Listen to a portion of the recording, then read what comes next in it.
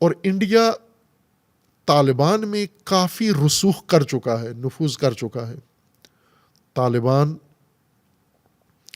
India کو زیادہ اہمیت دیتے ہیں. جنگ کے زمانے میں جب 7 مئی کو جنگ شروع ہوئی، 10 مئی تک چند دن رہی، اسی دوران افغان جو سلامتی ان کے کونسل کا سربراہ تھا، وہ شخص باقاعدہ خفیہ دورے پر بھارت گیا ہے اور بھارت کے دفاعی مشیروں سے ملا ہے. یہ بات پاکستانی خبروں میں، اخباروں میں بھی چھپی ہے، اور یہ مسلمات میں سے ہے کہ افغانستان نے اس جنگ میں بھارت کا ساتھ دیا ہے، ان کے ساتھ کھڑے، ان کے حق میں انہوں نے بیان دیا. 2 ملک کھل کے بھارت کے ساتھ کھڑے ہوئے ہیں جنہوں نے باقاعدہ طور پر بھارت کا ساتھ دیا ہے. ایک اسرائیل اور ایک طالبان.